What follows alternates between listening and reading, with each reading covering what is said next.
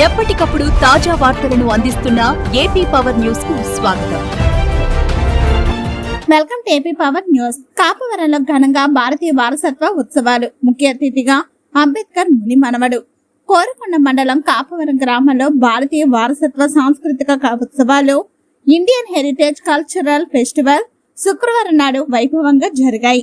ఈ కార్యక్రమానికి ముఖ్య అతిథిగా భారత రాజ్యాంగ నిర్మాత బాబాసాహెబ్ డాక్టర్ బిఆర్ అంబేద్కర్ గారి ముని మనవడు శ్రీ రాజరత్న అశోక్ అంబేద్కర్ హాజరయ్యారు. ఈ సందర్భంగా ఆయన మాట్లాడుతూ భారతీయ సంస్కృతి మరియు వారసత్వాన్ని కాపాడుకోవాల్సిన ఆవశ్యకతను నొక్కి చెప్పారు. అణగారిన వర్గాల అభ్యున్నతి కోసం అంబేద్కర్ చేసిన కృషిని గుర్తు చేశారు.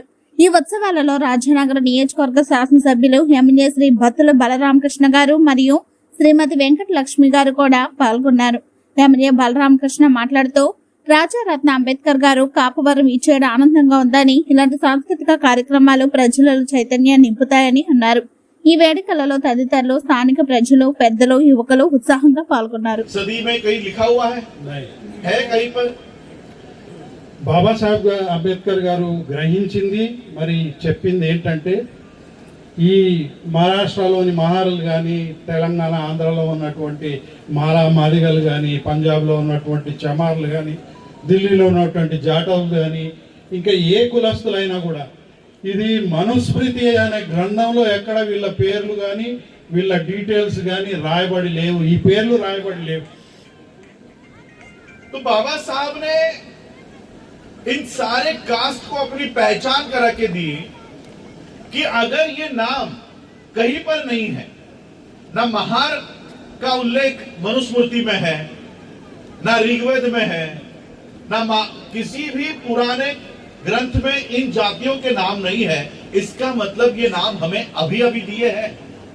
ये अगर पुराने हिस्ट्री में नहीं पाए जा रहे, इसका मतलब ये नाम अभी दिए हैं. तो हम पहले कौन थे? तो बाबा साहब ने वो हिस्ट्री ढूंढी कि हम कौन थे. आप लोगों के पूर्वजों के नाम, आपके परदादा, आपके परदादा के भी परदादा, इनके नाम भीमा कोरेगांव के उस स्तंभ के ऊपर लिखे हुए. किसी के भी नाम के आगे माला नहीं है, किसी के भी नाम के आगे चमार नहीं है, किसी के भी नाम के आगे महार नहीं है, लेकिन एक नाम हमेशा हम लोगों के नाम के आगे है, वो है NAG. What is that? Nag. British लिखा करते थे N. మరి బాబాసాహెబ్ అంబేద్కర్ గారు విశ్లేషించి రీసెర్చ్ చేసి కనుక్కున్న విషయం ఏంటంటే, ఈ చెప్పబడిన ఈ కులాల పేర్లు కానీ ఋగ్వేదంలో కానీ మనుస్మృతిలో కానీ ఎక్కడా లేవు.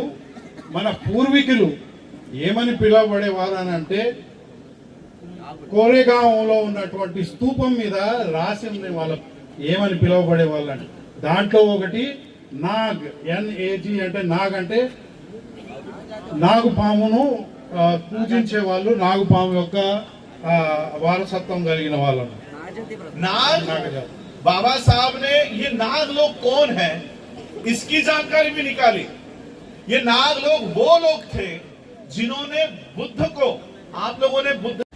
బాబాసాహెబ్ అంబేద్కర్ గారు అప్పుడు ఏమి దాన్ని వర్ణించారంటే, ఈ యొక్క బ్రాహ్మణికల్ కుల వ్యవస్థలో మనం ఎక్కడా కూడా దాంట్లో మనము చేరలేము. మన అవుట్ కాస్ట్ అంటే ఈ చెప్పినటువంటి ఈ యొక్క కేటగిరీస్లో దేంట్లో మనము ఫిక్స్ కాము. కాబట్టి out cost, not Harijans, out cost అయ్యాము.